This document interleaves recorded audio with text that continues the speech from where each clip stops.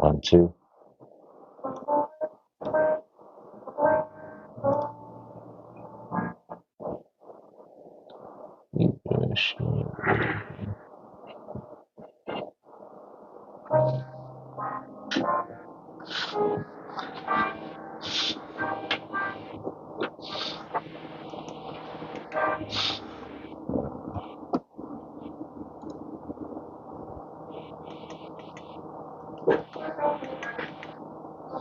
Oh yeah, there's literally a video right at the beginning. There's literally a video right at the beginning. I'm assuming that connects to Chance camera. No, it's using my so it will. That one more Oh, t-shirt. this, yeah. But this is gonna be interesting. Sugar. So basically, I wouldn't connect to the stream. yeah, because it's So come. what if people are already talking? I'll give it to them.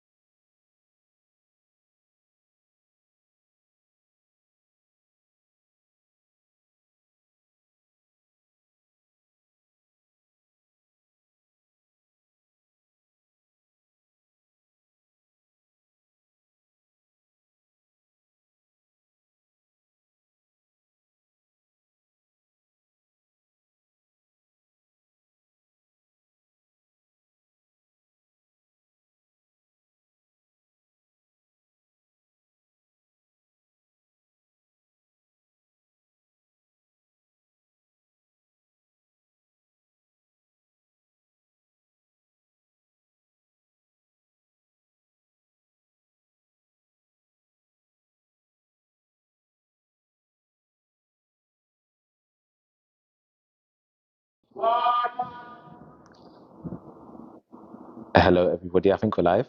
Um, it's red, so it's live. That's what Chadley says. So, welcome everybody that's here. There's loads of people here, by the way, guys. Loads of people.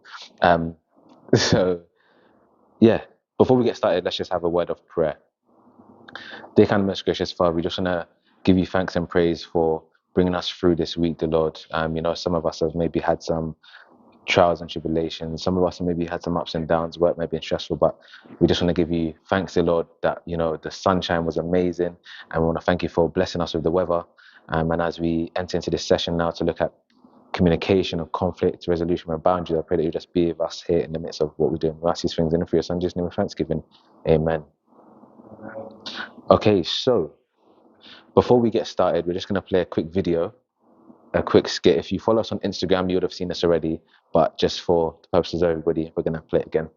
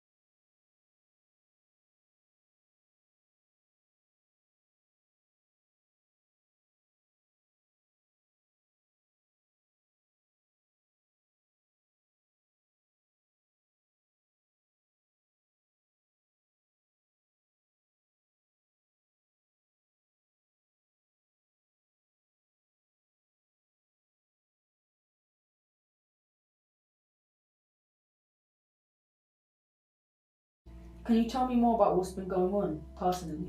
What it is, he has a certain female friend that he hangs out with, and I just don't feel comfortable with it. That's really what this issue is about. By the way, you do realise that friendships are real? Yeah, but do you know what it is? It's like you'll be out with her for hours, I message you, call you, and I don't get a response. Obviously, that worries me, and I just don't feel comfortable Wait, with that. hold on. I'm one of those people where I'm not usually on my phone. I'm a very outgoing person. I want to be in the mix, like be with my friends, not always going on my phone and not getting involved. Like, that's not me. I know that, but obviously, if you're out with her, even a simple message, I'll message you and you just don't message back. That makes me feel very uncomfortable. Okay. But what are you worried about in this relationship? Do you not trust him? Oh, no. I trust him. It's her I don't trust. It's literally her. But wait, hold on. She's the person that gives you like the best advice. No. She gives you the best advice about our relationship when like you go to her about stuff, and I don't feel comfortable with that. Like she's just always in your business and our business, and for me that's not normal for a friend to ask those kind of intrusive questions. Okay, so here's what I suggest. I think you guys need to work on setting boundaries with your relationship. So, you see, the Lucian Youth Team are putting on a relationship series which will delve into topics of communication, conflict resolution, and boundaries. I really hope to see you both there. You gotta be there. And I hope so. This June, the Lewisham Seventh Adventist Youth Department brings you the Art of Relationships, starting the 3rd of June at Lewisham Seventh Adventist Church. See you there.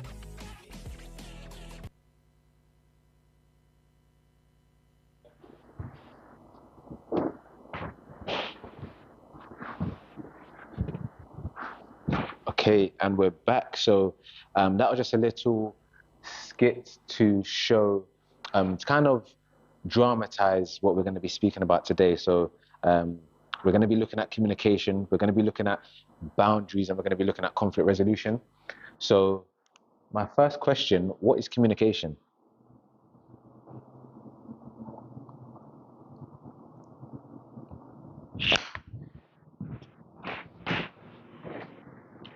Any form of interaction with another person, whether it's verbal or non-verbal. Okay, thank you, perfect. So the definition that we have for communication is a process by which information is exchanged between individuals through a common system of symbols, signs, or behavior. So I hope that kind of makes sense. It's any process by which information is exchanged between individuals through a common system of symbols, signs, or behaviors. You can see I have underlined here exchange because it's exchange. For communication to be communication, it has to be a two-way thing. There has to be an exchange of information, and also it has to be a common system. So if you don't understand my communication, then are we really communicating? And effective communication is the cornerstone of any healthy relationship. So obviously, as you know, this is the relationship series, the art of relationship series, and so we're going to be focusing on communication in relationships. So we're going to look quickly at the 4 different types of relationships. But just before that, there's this little quote here that speaks about good communication. So good communication, good communication, sorry, clarifies problems and creates closeness.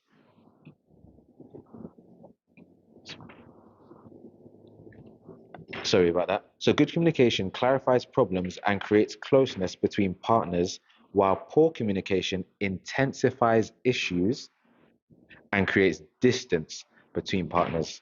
Right. So that just kind of goes to highlight the importance of good communication. So what are, or what would you say? Sorry.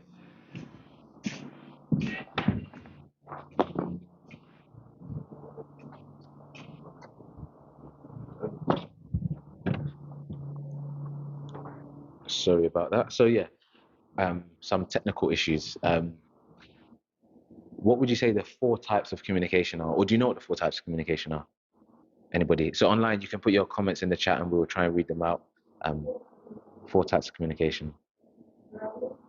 Okay.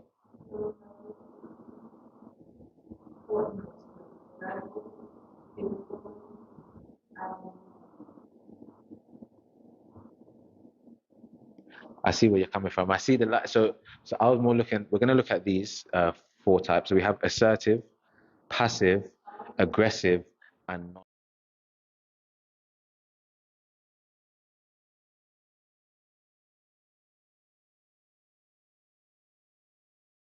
non-compromise on ways to meet your needs.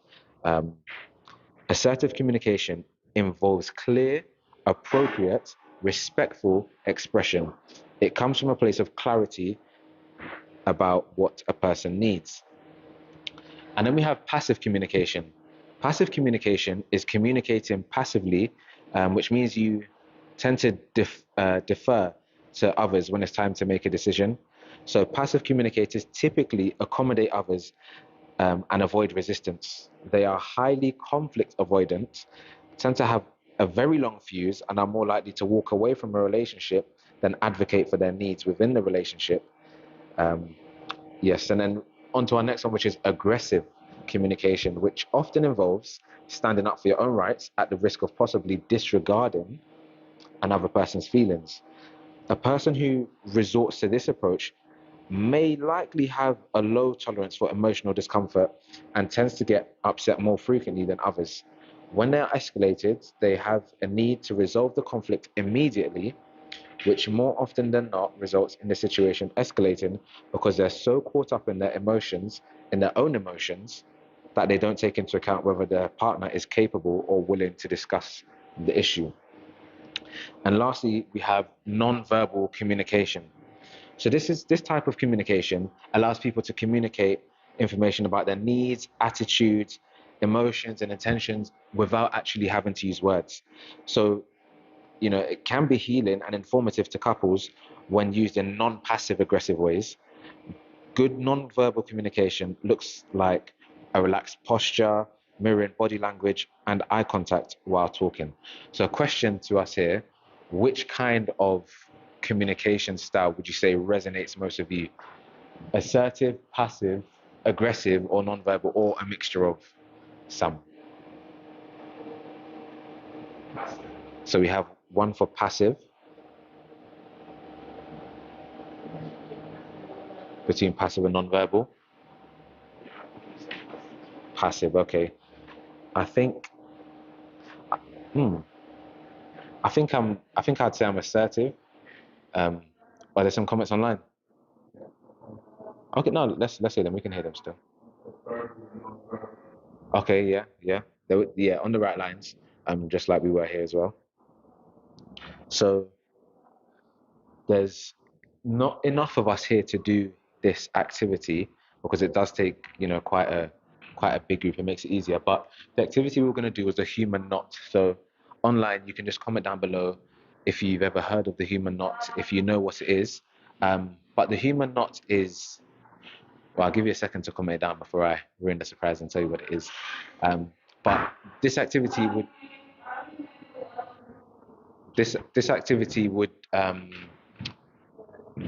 kind of teach us, or we'd be expected to know. Well, you might not know how to communicate, but it forces you to communicate basically, because you have to put your hands together and all your hands will be muddled up, and then you have to untangle yourself basically. So that's where human knot comes from. So this is where we're gonna get a bit more interactive. So, question: what does the Bible say about communication? Did any text come to your mind here about what the Bible says about communication? And yeah, don't cheat. Okay. Okay. All right. We've got that one coming up later, and I'm gonna ask you where it's from. So, but don't cheat. Don't have a look on that iPad of yours. But that was a soft word. That was the start of it, but weren't able to finish it. But that's okay. Any more? No. All right. So I've got a few here. So if we could just turn our Bibles to look at these Bible texts. So we have Ephesians 4, verse 29. So we have Ephesians 4, verse 29. So I'll read this first one, or if someone else wants to read it, if you find it before me, then feel free to. Ephesians 4, verses 29. And it says, "Let no corrupt word proceed out of your mouth, but what is good for necessary edification, that it may impart grace to the hearers." Okay, so I'll give you a moment in the comments. Just put your thoughts down below. Put your initial thoughts down below, and we're going to be checking them. So throughout this whole stream, if there are any comments that you'd like to make, just put them in the chat, and we'll read them out as we go through. So that was Ephesians 4, verse 29. "Let no corrupt word proceed out of your mouth, but what is good for necessary edification, that it may impart grace to the hearers." Okay, so do we have any thoughts on that, or it's kind of clear?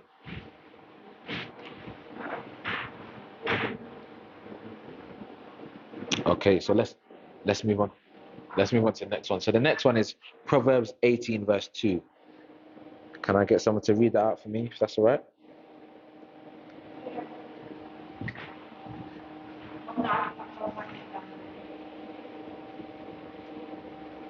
That is Proverbs 18, verses 2. A fool hath no delight in understanding, but that his heart may discover itself. Is that right? Okay, so what does that kind of so for those who are online, apologies that you can't see us, but what does that mean to you, or how does this relate to communication?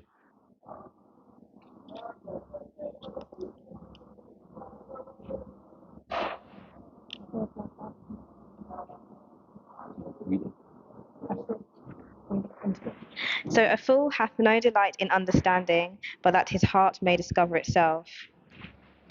So for me, it means someone who is unintelligent or who has no want to learn how to communicate.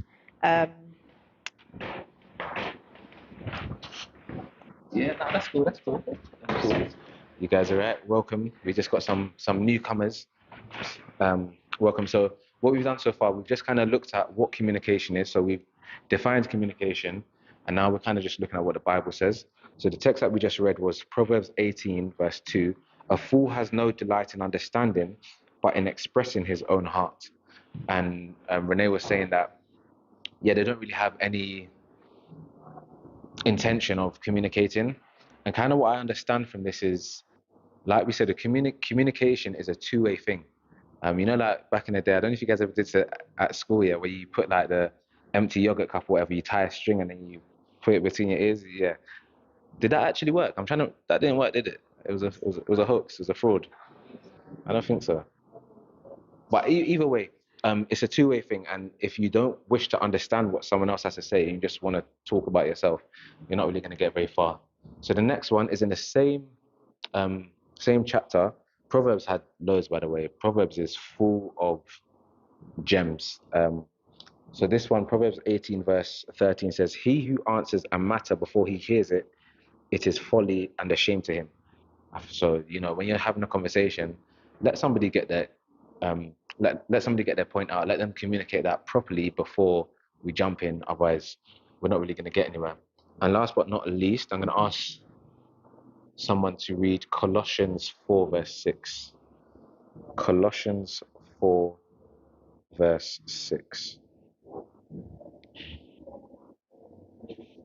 There's a microphone. Let your speech always be gracious, seasoned with salt, so that you may know how you ought to answer each person.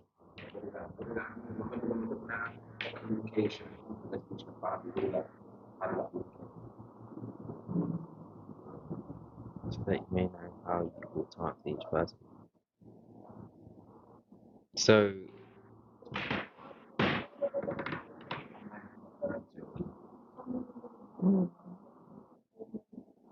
why seasoned with salt? I guess, okay, so I think if someone's speech is gracious, that means it's not rude or impatient or anything like that. I was a bit confused about seasoned with salt, but now I'm starting to think it probably means if you put salt on your food, it should make it taste better. So it's like what you're saying will be received better if you season it with salt, but not too much salt. Yeah. Thank you. And then did you want to say something as well? Okay, you're going to say the same thing. All right, so yeah, of course I can. All right, so next, this text is from James 3, verse 3 to 6, and I'm going to read it. It says, "When we put bits into the mouths of horses to make them obey us, we can turn the whole animal. Or take ships as an example. Although they are so large and are driven by strong winds, they are steered by a very small rudder wherever the pilot wants to go. Likewise, the tongue is a small part of the body, but it makes great boasts. Consider what a great forest is set on fire by a small spark. The tongue also is a fire, a world of evil among the parts of the body. It corrupts the whole body, sets the whole course of one's life on fire, and is itself set on fire by hell." Rah. So, to me, when I read this, the first 3 points, so that we have the small bit in the horse's mouth, we have the rudder of the ship, and we have the spark, right? They all kind of emphasize how something small can have huge consequences. A bit and bridle can turn a horse, a rudder can steer a ship, and a spark can engulf a forest in flames. In other words, a word or even a look or a gesture might seem small, but each can change a friend into an enemy or transform a bad situation into something good. And so I have a question. It's a bit of a challenge because for those who missed it, when we're looking at a Bible text, I asked for anybody to give a Bible text, and Renee wasn't able to recall what the text was, right? So here it says, "A soft answer," or in other words, a soft word, "turneth away wrath, but grievous words stir up anger." Can you tell me where this text is found? That's my challenge. I give you just 30 seconds. All right, I'll give you 5 seconds. I'll give you 10 seconds to tell me where you think it's from. Just randomly. Okay. Okay. So we had Proverbs. All right. And then if I said to you, all right, let's say it's in Proverbs. If I said to you which chapter in Proverbs, which one would you? Okay, chapter 18. I see why you think that, because you know the two texts I read earlier. Any other? 21, 20, 31. Hella numbers. All right, that's cool. I'll put you all out of your misery. So I'll put you all out of your misery. So it's actually taken from Proverbs chapter 15, verses 1. So let a soft word turneth away anger, but a harsh word stirs up anger. So that's just something that we can. It's interesting how the Bible has so many practical things that we can actually apply to our lives. You know, the amount of times where I've been in the car, I don't know anyone else who drives there, but when I'm in the car sometimes and someone cuts me up and they're out the window and they're saying something, I might want to say something back. But actually, I think to myself, bro, that could escalate. But if I just say a soft word, and most of the time, if you say a soft word, it does actually turn away or kind of ease the situation and make it a bit easier. All right, so. Have you clicked off? It should say issues.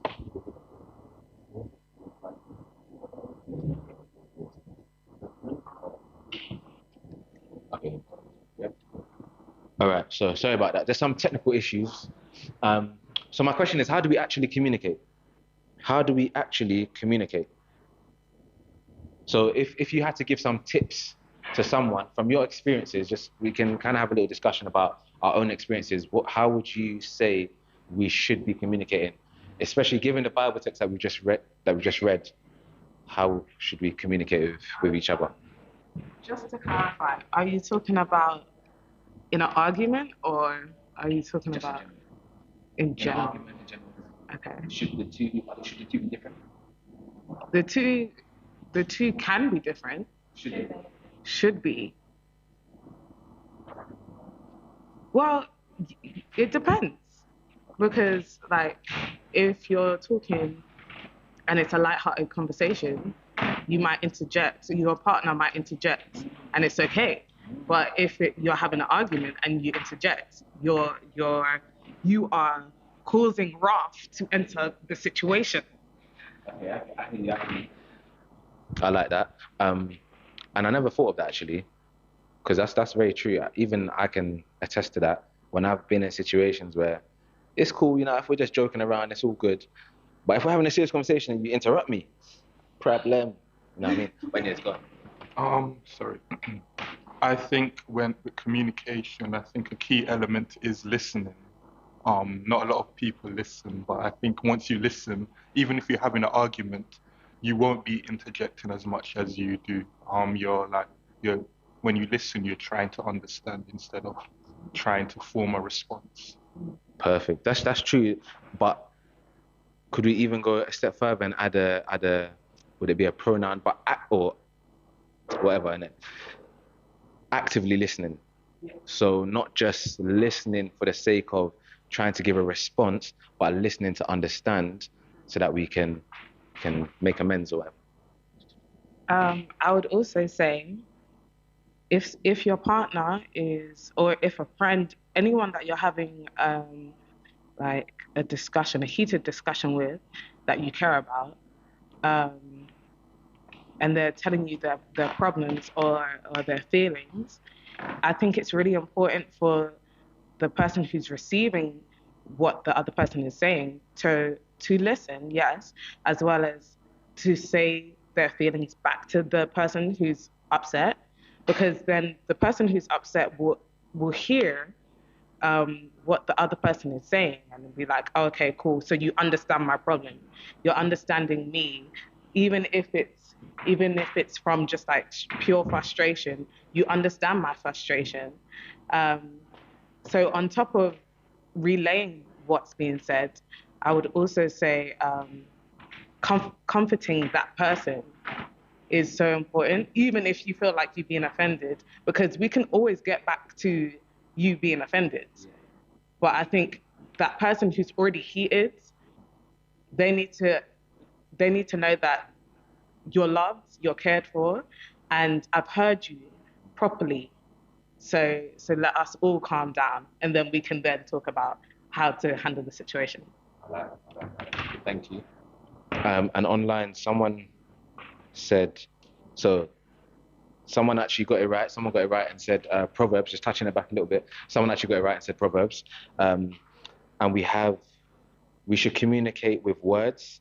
We should communicate, or we do communicate with words. We communicate with gesture, body language, and we should consider how the other person may be feeling. Anybody else? How should we communicate?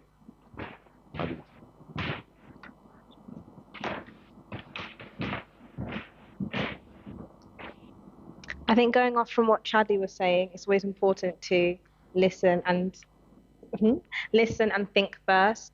It's not always necessary to just say the first thing that comes to mind. You need to ponder on things and form a, I guess, effective response. And effective. Okay, thank you. All right, so when I was going through this, I'm not an expert. I'm not a relationships expert at all. I'm very underqualified. However, from reading Google, from doing a bit of research, some of the tips and some of the things that I saw for how we should actually communicate with each other are as follows. So collect your thoughts. Take time to actually know what it is you want to talk about. I know sometimes it's very easy. We get a bit in our emotions, we get in our feelings, and we just want to talk and talk. But just pause for a second, hold your tongue, and then we go from there. Next, use I statements. Does anybody know what that means? Use I statements. Yeah? Nah. All right. Do you say yes?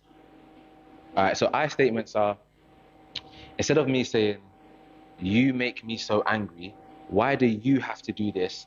Why did you do that? Instead, I might say, actually, I feel upset because whatever. You know what I mean? Or the actions that happen. It's difficult to not say you. I think you can say you, yeah. But I feel this way because of something that you said. But making it less about the other person and more about yourself. Being specific. I don't know if anybody can relate to this, but sometimes, like we said, when you don't collect your thoughts and when you don't actually know what you're upset about, you just start talking about everything. And then you start bringing up past arguments, past issues, and before you know it, you're just going around in circles, and it's the same kind of argument that you've had 10 times over. Do you know what I mean? I don't know if any of you guys can relate. And I think this one we kind of mentioned before, learning to listen. It's quite a big one. It's quite an important one. Because if you don't listen, you're not really going to know what the other person is thinking or feeling or what the issue is. But like I said before, actively listening, not to just respond or to have something to say. It's not argument. It's not for you to be like, it's not that you have to like win something, but it's for you to be trying to understand so that you can actually address the issues. Produce structured dialogue. So that's just about like understanding the other person and figuring out, if we took it back before about, I don't know if you guys are here when we were speaking about different types of communication. So what were the different types of communication? We have assertive. Renee, do you remember? What's the 4 types of? Passive, aggressive, non-verbal. So understanding each other's communication types, if you want to call it that, so that you can have that structured dialogue. Back up your actions with words. So it's kind of self-explanatory. I don't need to explain all of them. face up to conflict, which might seem a little bit controversial, but actually, I'm going to ask a question later, but we can think about it now. Is conflict a bad thing? Okay, so everyone said no, but yeah, we'll touch on conflict resolution a bit later. But words can soothe and reassure, or they can poison and contaminate. How often have you said something you wished you could take back? That's a question just thrown out there. How often have you guys said something and you're like, as soon as you say it, like, oh snap, I wish I didn't say that. No? Okay, so wait, let's one at a time. Okay, sometimes it might come out wrong, but you know what you say. Okay.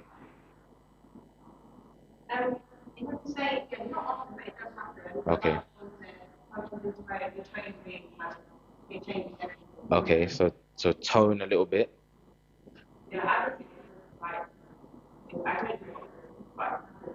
Okay. Okay. And then I hear something over here as well.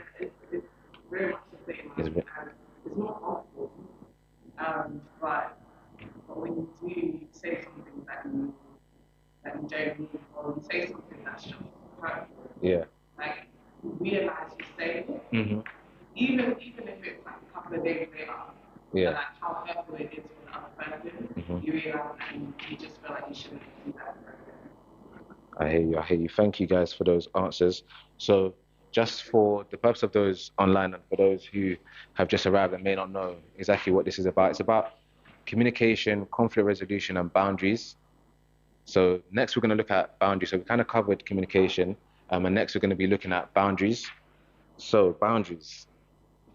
What are boundaries? Healthy guidelines. I like that. I really like that, actually. That's good. I think we should all just go home. That just sums it all up. All right, healthy guidelines. All right, cool. And rolling with that, how many types of boundaries are there? So have a think. Let's take a few 30 seconds. Yeah, how many types of boundaries are there?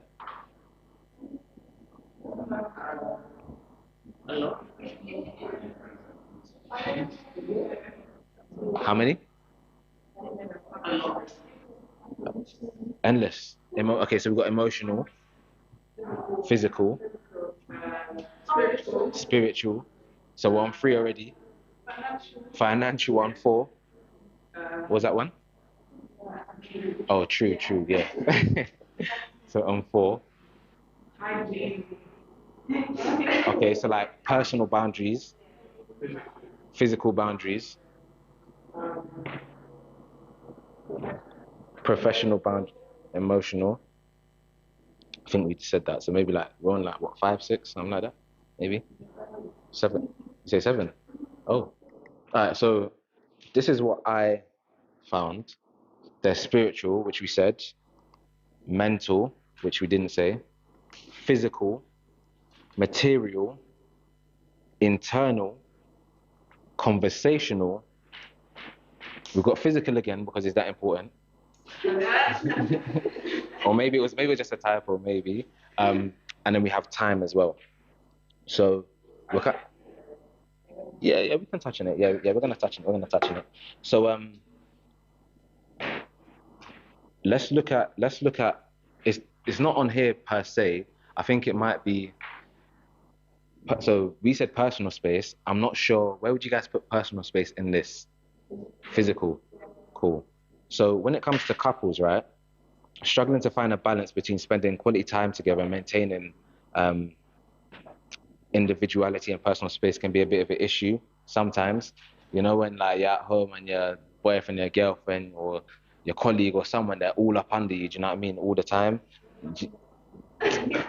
No, so you know, like your manager, right? So I was gonna come to this after, because I've kind of broken it down into different sections. So I've broken it down into workplace, and then friends and couples. So let's stick with couples. But yeah, has anybody ever experienced that where like you're with your boyfriend, your girlfriend, your husband, your wife, and you just want a little bit of personal space? Yeah. Yeah? Okay. Yeah, so I guess that's one. Next one, we've got emotional. We're not going to touch on all of them. Emotional, I would put emotional under mental here because I think the emotions is in your brain, I guess. So becoming overly dependent on each other for validation, happiness, or emotional support, which can lead to codependency.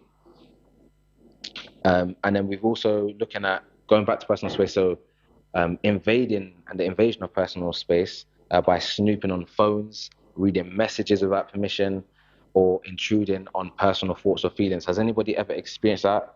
Like your man or your girl going through your phone, intruding on personal thoughts or feelings. So like it might just be something that you don't want to share, but they're just very persistent or nah. Or anybody ever gone? Has anybody ever gone through their partner's phone? You're smiling, you're shaking your head too aggressively. Like, no, I didn't. No, I'm joking. No one's ever done that. That's you have. You said yeah. Someone said yeah, but it's alright. Yeah, cool. No, it happens. You know, it's cool. It's cool. But yeah, it happens. I know of people who that's happened to. So yeah, moving on. Then we do have intimacy. So we have that physical boundary. And when it comes to boundaries, so it's obviously we need to, like you said, it's about having healthy boundaries and communicating those. It's important for us to communicate our boundaries. So this one, speaking of intimacy, differing comfort levels or expectations regarding physical affection, sexual intimacy, or personal boundaries within a relationship. All of these things are really, really important. Do you want me to say it again? I feel like I don't want to feel like I'm shouting. Differing comfort levels or expectations regarding physical affection, sexual intimacy, or personal boundaries within the relationship. So, that's physical, yeah. So, I think based on what we were saying before, it's very important to have these conversations, to set these boundaries, and set these expectations so that people don't overstep. So, just a question, just looking at those ones that we've covered so far, what could or whichever ones you want to choose, what could happen if those boundaries aren't communicated and someone oversteps those boundaries? So we spoke about personal space, we spoke about emotional boundaries, we spoke about physical boundaries, and the other one was financial boundaries. If we don't effectively communicate that and set those healthy boundaries, what could happen? Well, for the physical space one, I would say you could probably end up being a bit overwhelmed by the person and then like end up resenting them, which might like show through your actions and like how you act towards them, which could be a bit mad sometimes, maybe. Anybody else? Repeat the question. So, what can happen if we don't respect the boundaries that we have? So if you have a boundary of whatever and you don't communicate that to the person you're in a relationship with, what can happen if you let them overstep? I believe if you don't respect or keep your own boundaries, I think people can walk all over you. But also, I think it shows a level of self-worth or self-care that you have for yourself. That you just may need to work on really. If all your boundaries keep on getting walked over, it kind of shows more about yourself than the people that are walking over it. So yeah. Is it right if I sit down? Because I'm not gonna lie, when I was setting up the chairs, I was like, this ain't a presentation, it's not a seminar, it's not a lecture, do you know what I mean? I really like that. I just like I think you could feel the person who feels like their boundaries are just getting chucked out of the window all the time. I feel like that person will just feel overwhelmed every time. So we're talking about a couple specifically, right?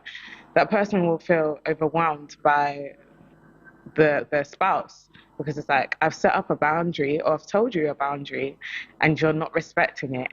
And like, I feel like, it could be, let's talk about, I don't know, could be finances. It's like I've set up this boundary where we're working towards this goal, and like let's say the spouse has, we both have each other's pins for like cards and whatnot. If that person went out of their way to buy anything that's not in line with the goal that they have set up, the person will become like frustrated and overwhelmed, and then they have to then try and calm themselves down to have a conversation, because this is like a partnership. And I feel like that can be very overwhelming at times, or majority of the time. So I feel like it could be very overwhelming.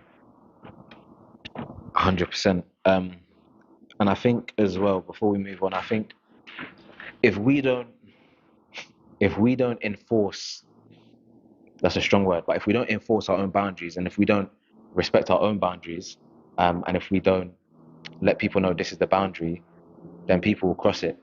So something that I was reading when I was preparing this was, yeah, if I have a boundary, let's say, because you mentioned financial, if I have a financial boundary, we might have each other's pin.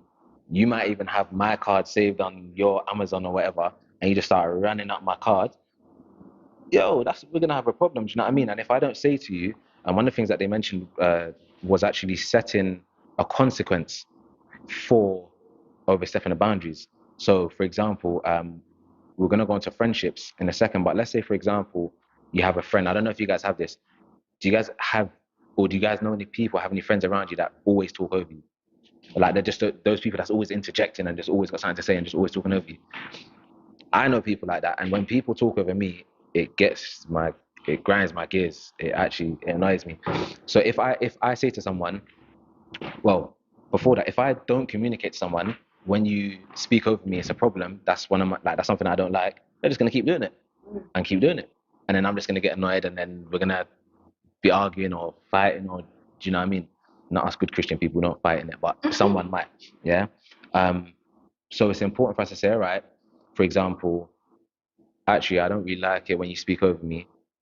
I feel angry when you speak over me, because it's not a you thing. Well, it is a you thing, but we're gonna do the whole I thing, and then say, if you continue to speak over me, I'm going to end the conversation. But if we say that, you have to be ready to actually do that, because if I say I'm going to end the conversation, you interrupt me, and then we keep speaking, or I tell you don't run up my card, and you keep running up and I don't do anything, then you're just going to keep running up the card.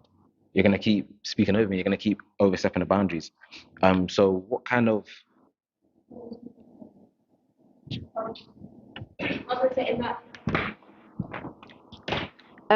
Yeah, it's good. Of course, as individuals, we need to stick to our boundaries and follow through with the consequence that we said we'll implement. But at the same time, if the other person actually if we've stated something, the other person isn't respecting that, then yeah, it means they're not respecting you. So yeah, it just means they're not respecting you. So yeah.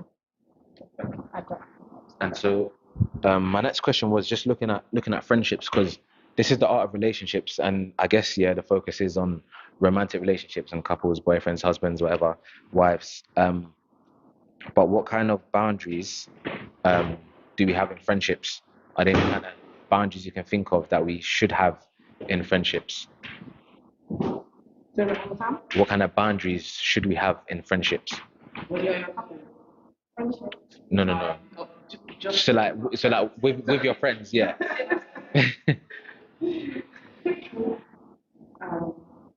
So Kim, did you say all of those? Obviously, remember these are something you wouldn't, or you would. You would. Why would you say that? Just so.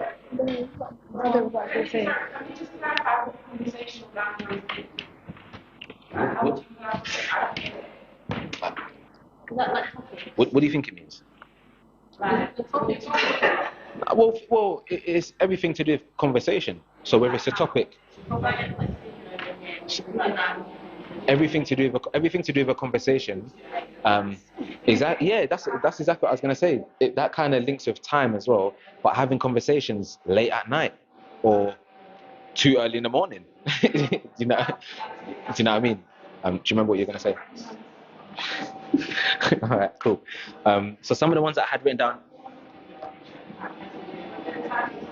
So some of the ones that I had written down here were struggling to respect each other's time. So cancelling plans frequently or having different expectations regarding the frequency of communication and spending time together. Now, a big one for me is cancelling, or if you're late. Like, I cannot stand when people are late or when they cancel. Do you know what I mean? So that's one for me. We have emotional boundaries, so overburdening your friends with personal issues or expecting constant emotional support without reciprocation. Can you not hear me?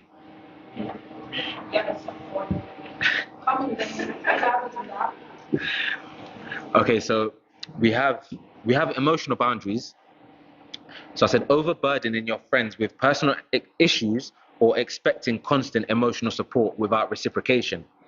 Respect, yeah. So for me, I don't know if you guys have experienced that. I have a friend. Oh, did you want to say something? I have a friend, right? And they said we were having a conversation about something one time, and they said to me, "Oh, do you mind if I tell you about like whatever it was? I don't remember. Like they had a bad day or something, or like, do you mind if I tell you?" And I was like, "Oh my gosh, I appreciate that because you didn't just assume that you can burden me with your issues. I might have had a bad day, and then you just come and say, do you know, I got fired, I got robbed, my house burnt down. It's like, oh, like this is too much. Now I'm overloaded. Do you know what I mean? So I don't know if anyone else can relate, but that's definitely one. What was that? Sorry. Oh,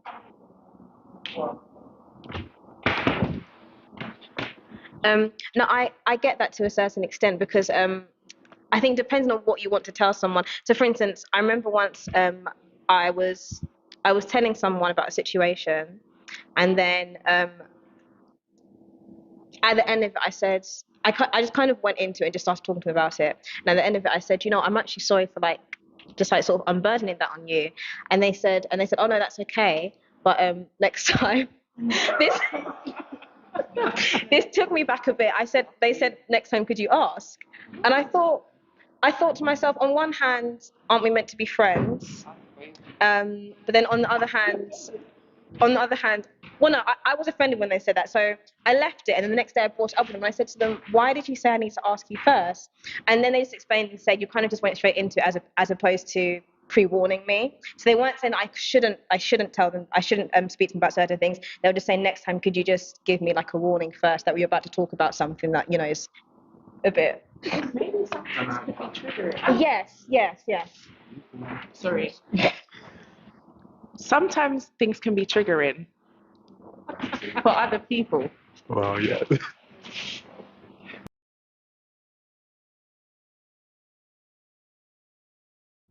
I feel as though conversations like that is what helps kind of with your relationship. So certain times where barriers are crossed, and then you have that awkward or uncomfortable conversation, then you can grow from that, and I think you're better connected. So so I don't think people should be afraid to have those conversations and whatnot. So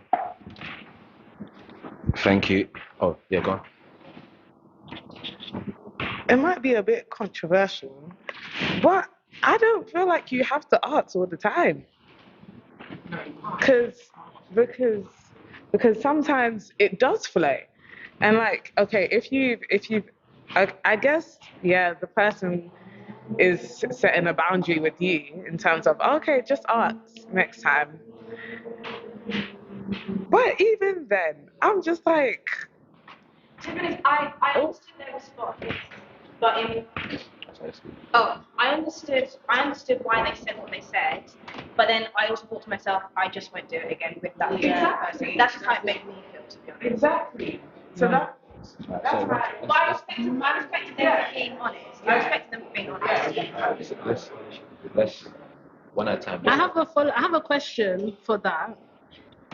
In that situation, did they ask you how you were? Because I feel like a lot of people say, "How are you?" without caring. So when you start unloading, they're just like, I wasn't expecting this. I wasn't expecting the fine. I'm moving on. I can't remember exactly how the conversation started. I didn't just call the person and say, blah. It led into it. But yeah. Okay, Kim, you want to- I wanted to say something, but I'm not sure if it links to like going off that. I was more so gonna say that in friendship sometimes some people feel like as if their problems are kind of like bigger than yours just because you don't necessarily like talk about it. So for example, if I call up someone and like when I have a conversation, maybe like they will feel like they can't maybe they'll dismiss it or like downplay what I'm going through because they're going through something bigger.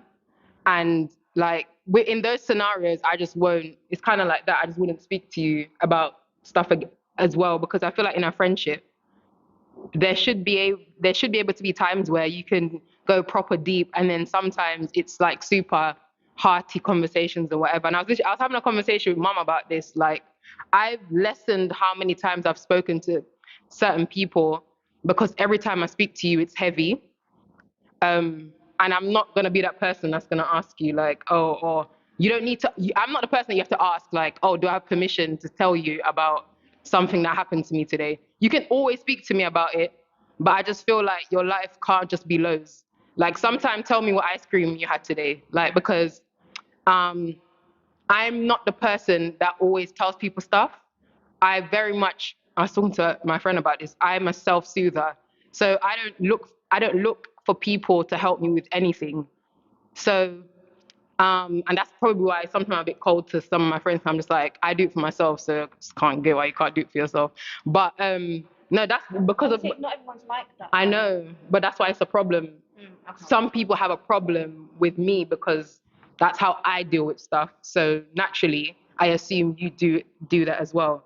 So I said, yeah, I forgot what I was saying, but like, don't assume that that just because someone don't communicate, like they're not going through something or whatever.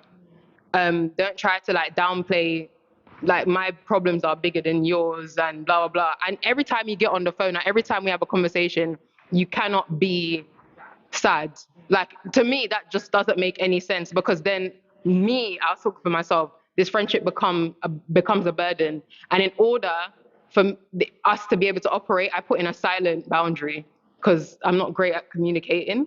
So what I do is I speak to you less. Or like, I speak to you when I have the mental capacity to speak to you, because I know this conversation is going to be a heavy one. I probably should, but I'm not a great communicator. So I end up just not speaking to you as much as we used to. So do you think you need to work on that? Yeah, I know I have to work on that. That's the problem. But You've identified. yeah. So that's awesome. Because it's like, there's some. No, because as I said before, like, I self-assess a lot, and I know that's a problem of mine. But I'm just like, in my head, I'm like, how can every day, like, one time I did bring it up to someone though. I'm just like, your life cannot just be lows all the time.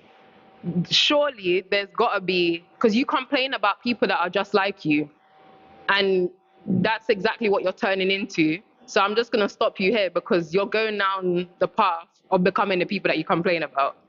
So Is this how you communicated this? yes, that's just how. Like, I have to. If I don't, okay, I'm either 0 or 100. I'm either like, I don't know. I'm not there yet. I'm working on it. Okay. But essentially, if I say to you, Lois, you know what? Yeah, I just can't stand people that complain all the time. But then every time I get on the phone to you, I'm a complainer. Like, for me, because I like for you to just say, but Kim, that's you. You're always complaining.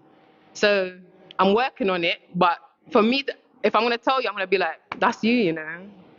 Like, you complain a lot. I guess, like, if that's your dynamic. Yeah. If I know you can't take it, then I'll find a way. So say, for example, I'm talking bare long. Sorry, guys. If you're a friend or you're a person I know can't handle the way I will communicate something, I will either speak to someone that is more politically correct and ask them, how can I rephrase this so that they can digest it? Or I will spend days trying to figure out how can I say this to this person without offending them. If I feel like I've done all that I can and it still will come across crazy, I just won't say nothing. But I try to go to people and be like, what does this sound like? Is that okay? Like, will that offend that person? And if I feel like you're a straight shooter and you will say that to me, like I'm able to say it to you, I'll say it to you straight. Yeah. Most of my friends are kind of like that though. They're very much like, yeah. Okay.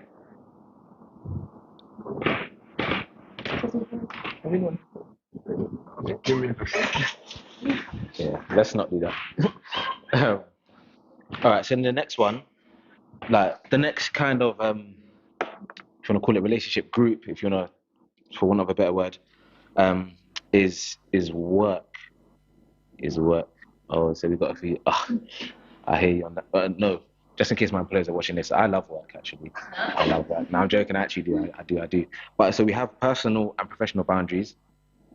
So for some people, it can be a bit difficult separating their personal life and their work responsibilities. So some people at work have difficulties bringing their personal issues into the workplace or oversharing personal information. Yeah. Time management, struggling to establish boundaries around work hours, taking breaks or managing work-life balance. I'm sure all of us here work through our lunch. We stayed late. We got in early. No, don't. I've done that. I've done that. I've gone early and then I've left late and I worked on my lunch. You know what I mean? It does happen sometimes, but that is a boundary that we should be trying to communicate with our employers, with our colleagues. You know what I mean? Don't ask me to do this. My work hours are 9 to 5, 8 to 4, whatever it is, and this is when I'm going to do my work. Outside of that, I'm not obligated to. Which is fine. I think sometimes you're not always asked to, you just want to get a job done. Mm-hmm. So, okay. Oh, no, of course it is. I was just saying it's collective as a law part. But I also feel like it's about your work environment as well. Because if there's give and take, then it's fine. But if it's just you doing everything, yeah. Okay, I hear that. So I think with what you said, Renee, about sometimes it's just you wanting to do it, does that mean that you don't have healthy boundaries? Because you're always, like Sydney said, you're always compromising on your time to do work stuff. Is that healthy? Is that would you? It's not healthy. Okay, you're gonna work on that, yeah. No, I'm just joking. Yeah. I feel like it's like the work boundary is hard because like if you work in a profession where there's an expectation that you're going to work late, even though your contract may say 9 to 5, and then you like say 5 o'clock comes, you won't want to go home because you'll feel like you're giving off a bad impression. So that, yeah, I feel like that's hard. I don't know how you deal with that. But I think if there's a, I think if there's a, yeah, I think if there's an understanding. So, for example, like financial technology, that kind of industry that is very demanding. Certain companies that I've heard of, you're expected to do crazy hours. It doesn't say in the contract you get into work at 8, you finish work at 9, and you've got to be in at 6 the next day, or something. Do you know what I mean? So I think if there's an understanding and it's somewhat communicated, then I think that's on you to make that decision. If this is the way you want to work, I think if you communicate that, you know, I can't do this, but then there's always some expectation. Well, my question is, what if there's like someone, one of the spouses are in a demanding job where the expectation is to work long hours, but now the family is starting, the two spouses are starting to have a child. So what happens then where like now a child is here and your job is still expecting you to start work early and finish work late? What happens then? I think that's on you.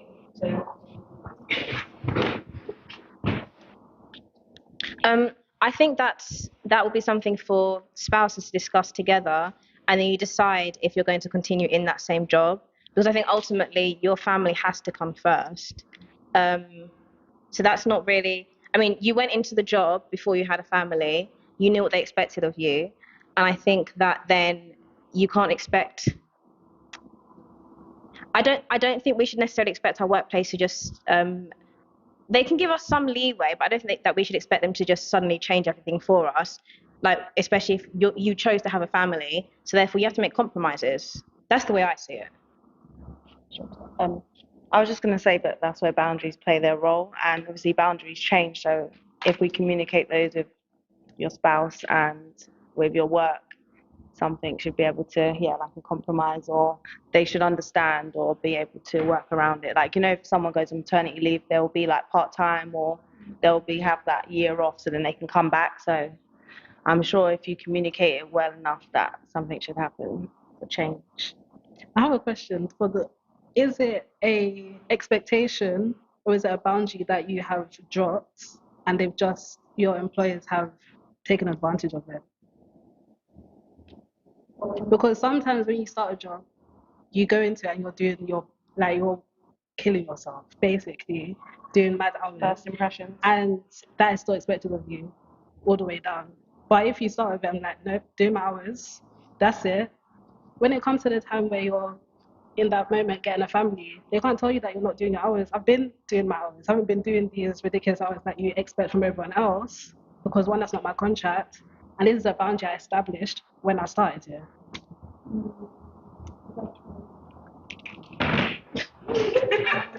Yes, I think to kind of to echo that, it's about establishing. So what you're saying is establishing your boundaries and then maintaining your boundaries, which is what we said. If you let your boundaries slip, so they refer to it as you have rigid or rigorous boundaries, porous boundaries, and then healthy boundaries. If you have boundaries that are really stiff, you're not ever willing to compromise. For example, you have conversational. We'll use that one for example. Let's say one of your boundaries is I go to bed at 9 o'clock. Don't call me after that time. Right? That might be one of your boundaries. But if your friend is in an emergency and they call you at that time, and you're like, right, it's 9 o'clock, it's bedtime. Do you know what I mean? So you see the phone ring. Do you know what I mean? That's a rigid boundary, and that's not very healthy. Do you know what I mean? That's just an example. That's just an example. But so then on the flip side, a porous boundary would be, for example, like the one we mentioned before. Someone's always speaking over you, and you've communicated, I really don't like when you speak over me, and they keep doing it, and you just keep allowing it. It comes out to that thing. If we have porous boundaries, if we don't respect our boundaries, we can't expect anyone else to respect our boundaries, and they're not going to respect our boundaries. So yeah. Someone wanted to ask a question, so I'm just gonna read it. It says, "How do we feel about a guy or girl setting time boundaries within their relationship? For example, they have a limit to be with their girlfriend, boyfriend, or 4 times a week, or they want their weekends to themselves." I mean, no, I think it's I don't have nothing to say to that question, but to the work life, for that, it's cut it for me. Like it's simple. Like, for the work life thing, I feel like it's important when you start work to set boundaries for yourself so that your employee knows exactly your expectations of them, but as well as they know their expectations of them as well. So you both know what is expected of each other. Like when I started my job a long time ago, well, not a long time, but years ago, I let them know I'm not available to work on Saturday, period. So if this job requires me to work on Saturday, I'm not the person for you. So they know not to call me on Saturday, not to message me on Saturday. I don't check no emails on Saturday because I established that boundary from when I started. Even when I'm on call, because sometimes I'm required to be on call, on call or not, I'm not on call on the Sabbath, you know? So that's a boundary that I feel like if that's something that you want to set that in the beginning so there's no wishy-washy. Because the thing is, once you start it, the expectation will be there for you to do it again and again. So that's one thing. And I can't remember, somebody said something else that I wanted to just make a point on. But yeah, it's important to make those boundaries known. Yeah. And then just to read a comment from online, it says, in my opinion, workplaces now have expectations that they can have more of your time for a remuneration that doesn't reflect your input. Do we get that? So I read it again. Workplaces now have expectations that they can have more of your time for a remuneration that doesn't reflect your input. For example, my workplace might say to me, oh, can you do an extra half an hour? Or they're expecting me to stay an extra hour after work. And they say to me, for that, we're going to bump up your pay by £100 a month. But maybe for me, actually, my time is worth a bit more than £100 an hour. Do you know what I mean? So I think that's what that comment there was saying. And could you repeat the question again that you said, please? Yeah.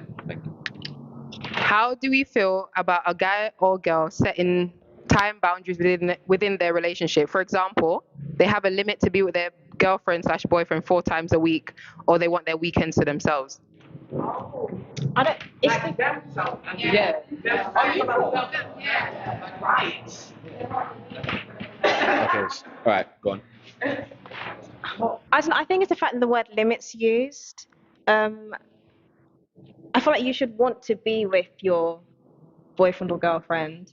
So to say I can only see you X amount of times a week, I don't know. It just seems a bit rigid. Yeah, a bit rigid. Especially if you're meant to be in love with that person. I feel like we should, in regards to that comment, I think we should just respect everyone's boundaries. If it's not for you, it's not for you. But if that's their boundary, you either have to respect. You might not have to like it, but you have to respect it. Yeah. That is very true. I think how the person is saying it is coming across as like it's easily like, oh my days, why are you saying it like that? If the person came across, oh babe, I would really love to see you at least like once a week for a date. Or like let's make it once or 4 times a week. That would be so great, babe. And then sometimes like you can have your weekends where you can just do whatever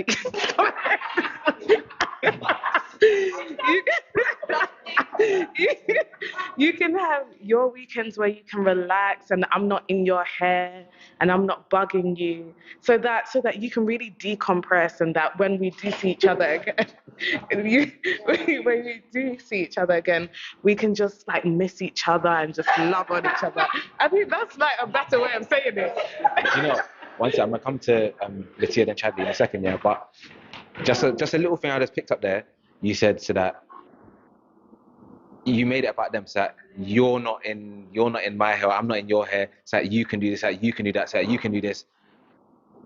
I don't set my boundary for you. I set my boundary for me. So my take on it is if I don't want to, not that, because I don't think it's a thing where they don't want to see them, but sometimes you do need that personal space, and I think it is healthy to have a bit of time apart from your husband, wife, boyfriend, girlfriend, whatever. So if that is communicated, I would respect that. If someone said to me, do you know what, for me what works is about 4 times a week, and on the weekends, we kind of just do our own thing, but we see each other in the week, that kind of works for me. I think though, based on taking it back to what we said before, linking it with the strict and the porous and the whatever, having a bit of flexibility, there might be a time where there's something happening, there's an event happening on the weekend, and like, okay, maybe let's go together, rather than there's an event happening, we're gonna go by ourselves, you know what I mean? You're gonna go and then I'm gonna go. That don't make no sense, you know what I mean? So I think if there's a bit of adaptability and a bit of flexibility, I think that will work. Kind of jumping off there into a different kind of realm. One of my No, someone I know. Sorry.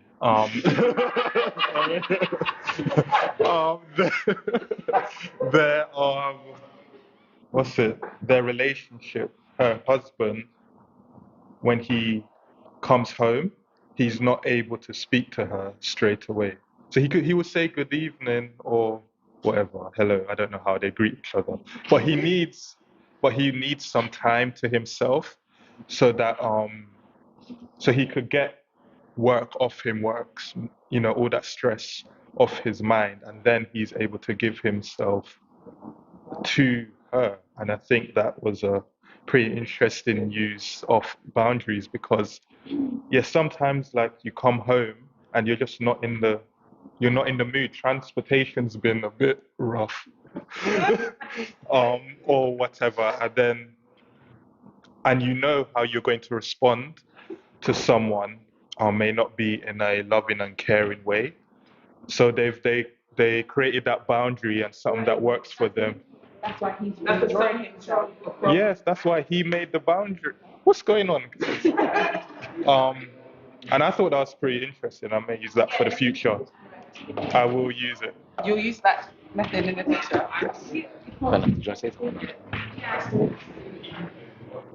Yeah, I think that's really good. I honestly think that's really good. And I know you're talking about the husband there, but I kind of do that as well. Like when I come home from work, I'm a social worker, so I deal with a lot on a daily basis.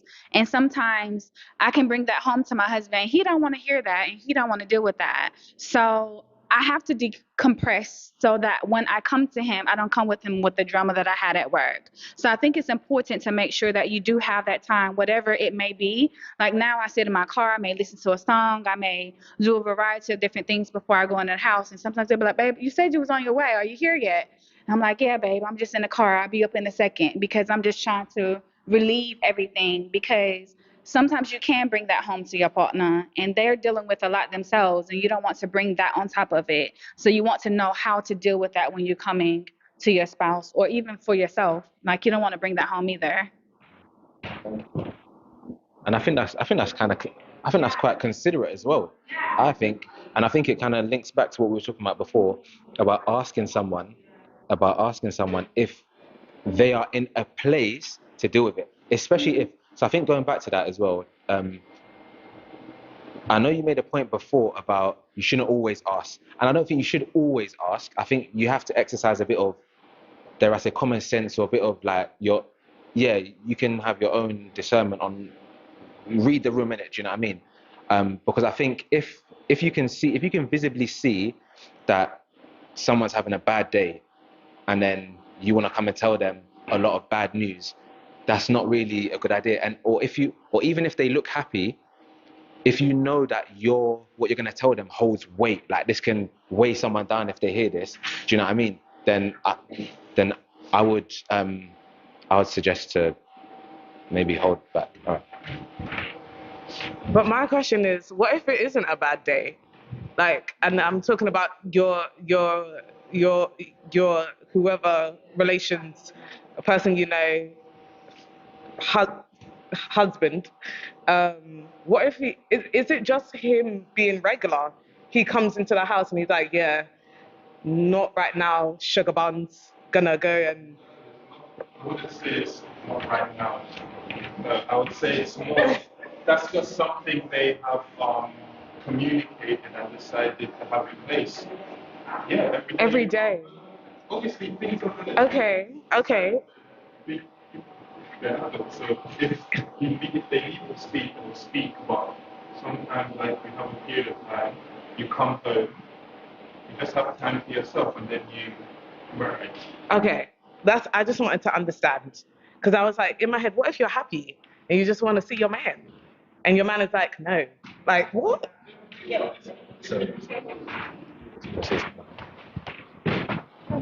Personally. Yeah. Can I ask you, which one would offend you more? You're happy, right? Mm. Your husband comes through the door, you come with your happiness, and he just does not match your energy at all. He just completely is a Debbie Downer, brings you down with him. Or the flip side, he says, you know what, hon, it's been a tough day, give me 5 minutes. Then he goes away, sits down, comes back to the dinner table, and he's somebody that can receive the happiness that you're bringing to him. No, I'm not saying every day, but I'm saying in the instance whereby you're happy, which one would you prefer? Okay, fair enough. What if it's happening every single day? Yeah, well, yeah. Fair enough. I don't know. Yeah, I think if it's happening every single day, that's just a cause for concern. You should maybe look at a new profession or something like that, because no one should be coming home every day and being so down that they can't have a conversation. Do you know what I mean? You have to be down. Like I don't think that. Yeah, I don't think that you have to be down or it has to be a rough day. It's just you want to come with the energy that you need to come with when you come home. And I don't have to be sad. Like when I come home, sometimes I don't be sad. Sometimes I have really good days, but I still just need 5 seconds, or I just need a song, or I just need, something like. It doesn't have to be like a down day, but I want to present the same energy that my husband may give to me, or I want him to present the same energy I may give to him. So yeah, it doesn't. I don't think it has to do with if it's a bad day. It's Just having a bit of time maybe to yourself after your work can day. be a lot sometimes, even on a good day. Like it can be a lot. You just want to, yeah. 100%. I agree with that, and I like that kind of when you look at it through a different kind of lens. I think we answered all those questions, right? Does anyone else have anything to say on what we were just talking about? No? Okay. Thank you for educating me. I appreciate it. All right. So next, so for those who don't know, or for those who are online and maybe just joined, this is the Art of Relationship series, and today's week 3, and we're looking at communication, boundaries, and conflict resolution. So we already touched on communication, we've touched on boundaries just now, we've just spoken about that, and now we're about to look at conflict resolution. So, all right, the way how I understood this was to understand. So there's 2 words here: conflict resolution. When I was looking, I was like, what's conflict resolution? If I want to understand what conflict resolution is, I have to understand what conflict is, and I have to understand what a resolution is. So what is conflict and what is a resolution? And then what is conflict resolution? No? Resolution. It's like an issue or a dispute between one or more people that is unable to like resolve something. Yeah, and then it becomes a conflict. Okay. So we're saying that when we have a conflict, it means that there's something that we can't resolve. Does conflict mean that it's something that we can't resolve? No, you can resolve it. Okay. It's just, you need to think about it. Okay. You need to think about it. Anything can be resolved, so you said. Okay.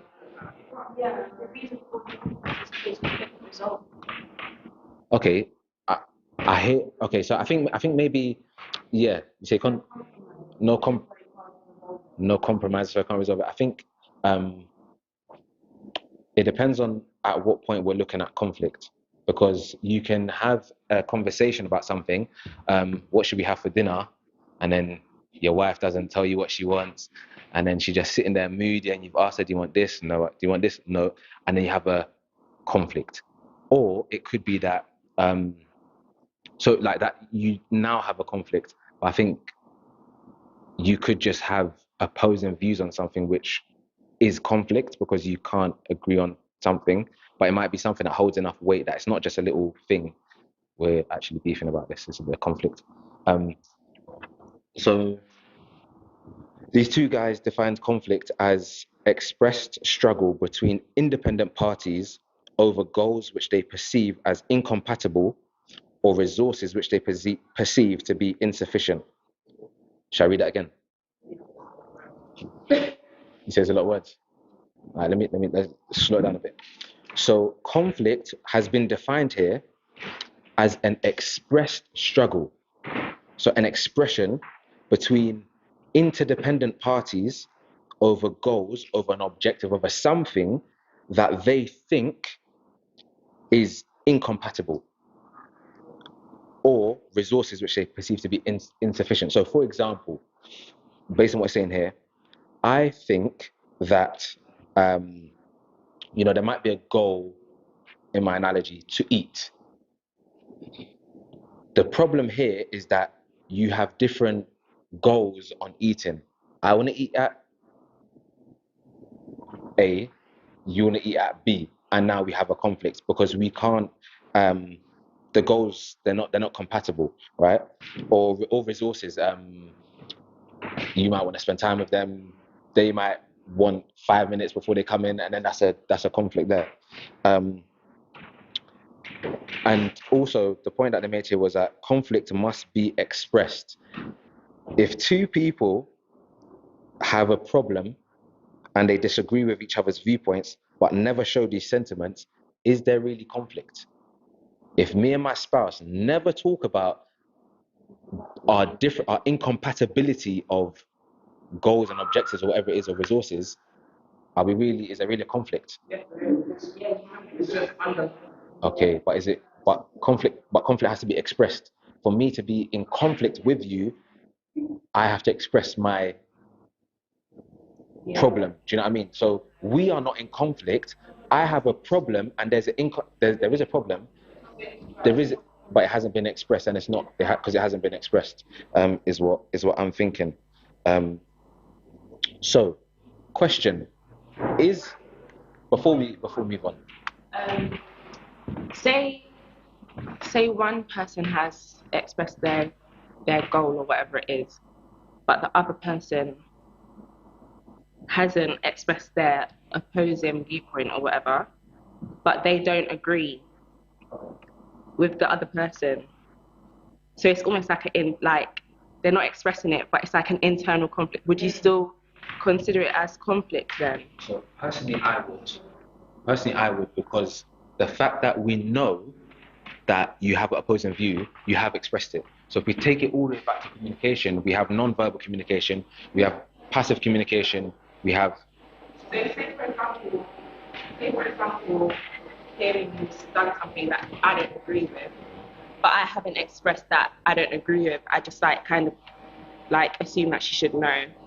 Okay, so and it's within myself. So then you have an issue with something that she's done, but you two are not in conflict. We're not in conflict. Because you haven't expressed it. I think but if you didn't say anything, so going back to your example, Kim, you might not say something to someone, but by your actions, your non-verbal communication, they might pick up on, okay, something's different. You might not speak to someone because they're always complaining. They might pick up on the fact that you guys aren't speaking anymore. You have communicated, you have expressed yourself, but not using through your actions, because that's non-verbal communication. So I'm not going to go all the way back to previous slides, but we have non-verbal, passive, aggressive, and assertive communication. So those are the four bits that we covered. So next question, is conflict always a bad thing? All right, so everybody said no. That was unanimous across the board. You said yes, conflict is always, okay, let's start with you. Conflict is always a bad thing. I was trying to be different. However, I think conflict's always a bad thing because if you have to resolve something, then that means it wasn't right in the first place. Ooh, okay, interesting. So Chadley said, for those who didn't hear, if you have to resolve something, it means it wasn't right in the first place. To begin with, I said that conflict isn't always a bad thing, but I am just thinking, I think if we live in a perfect world where there was no sin, so I think conflict is a result of sin. So I guess it is a bad thing. Wait. I don't know. I'm just trying to think. I think we have. I'm just thinking before, because I hear what you're saying, but I think if we use that line of thinking, then anything that is not part of God's original plan for humanity, things that maybe are not bad, like the fact that I have to, it might not be bad, but it's not ideal. Exactly, it's not what was intended for us. But fair enough. That's sort of. no. So I am just sort of thinking through in my head.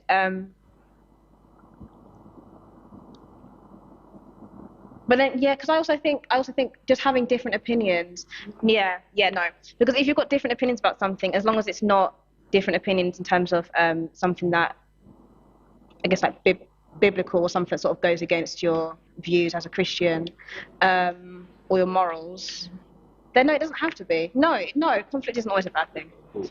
So Chaddy's back on his own. There we go. Does that mean that having So let's keep it down a little bit, please. does that mean that having different opinions on something is conflict? Isn't that just an opinion? That's the. That's how you grow up learn, from having a difference of opinion. That's how you learn. Because everyone is not thinking the same, is not processing the same, is not functioning the same. So just because how I think and how you think is different doesn't mean that there's a conflict. It just means there's a difference of opinion. And in that difference of opinion, you either find a resolution for it or a solution for it or a compromise for it. And if you don't, then that's when the conflict remains. And yeah, unresolved. Yeah, exactly. You agree to disagree. So you've just summed up the whole thing basically. So we might as well let's just say. No, I'm joking. We will carry on a little bit. So what I've got here is no. Thank you. No. Honestly, no. That's really good. There are some circumstances in which a moderate amount of conflict can be helpful. For example, conflict can stimulate innovation and change. If there's something that, for example, you and your spouse or you and your friend, you and your co-worker or whoever don't necessarily agree on, and there's a little bit of conflict, it might inspire an opportunity and it creates opportunity for change. Let's look at this. Actually, is this how we should be doing it?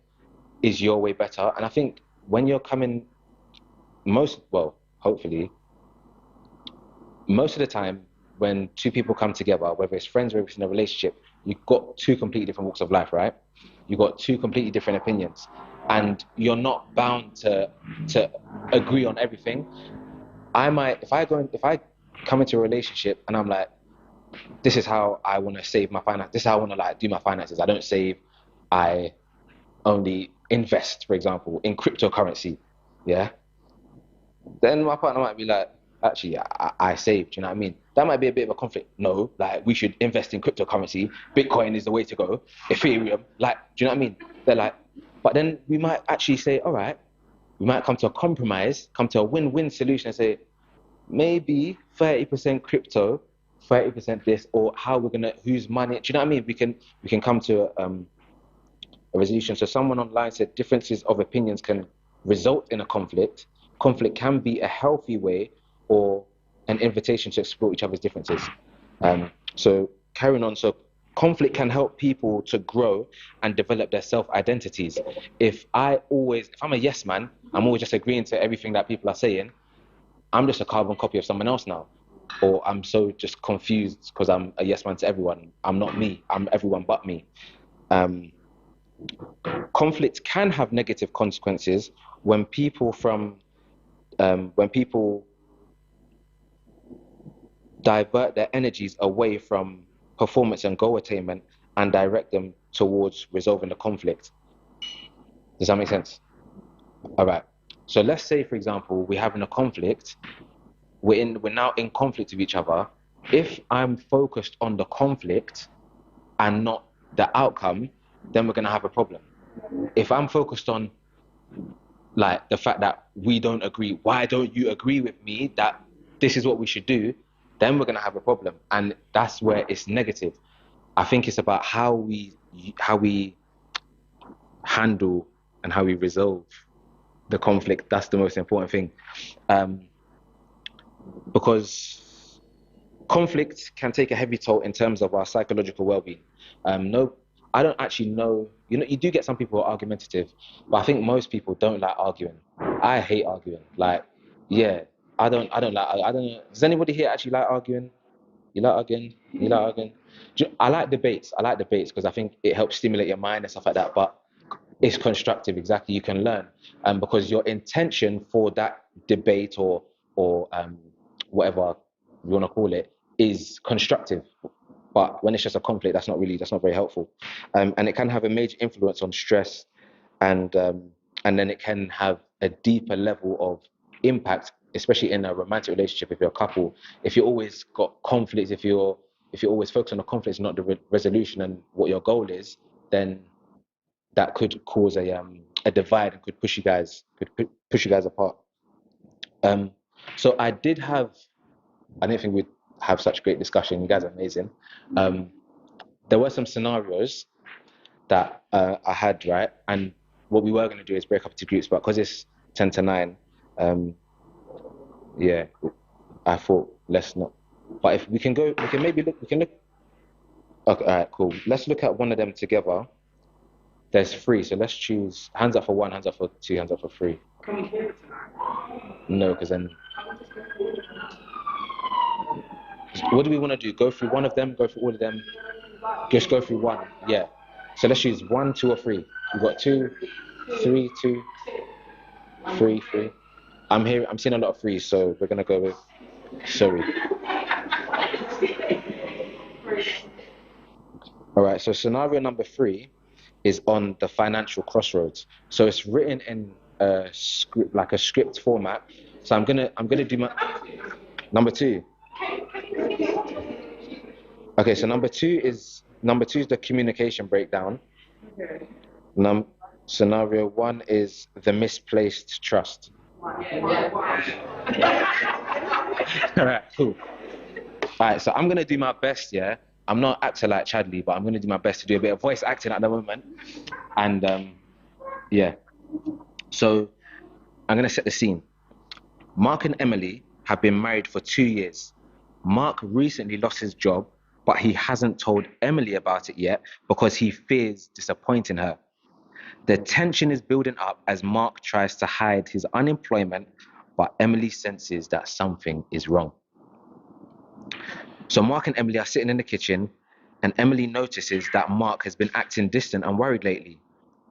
Emily, in a concerned voice, says, "Mark, is something bothering you? You seem distant and preoccupied." I can't go much higher than that. Mark? Nah. So Mark nervously says, Oh, it's nothing. Just some work-related stress. Don't worry about it. So now we come to a crossroad in this. The way there's 2 options, right? We come to a crossroad. So this is option 1, how it can be dealt with. Emily says, "Okay, if you say so, but I want you to know that I'm here for you if you want to talk." And Mark says, "Thanks, but it's really nothing. I can handle it on my own." So what do we think about that option? Option number 1 of although she's asked, Mark says, "No, I can handle it on my own." Stressed? I'm stressed. You're stressed? Okay, anybody else? What, like, what's your analysis of that? What could the potential outcome be of Mark not telling his wife that he lost his job? What do you say?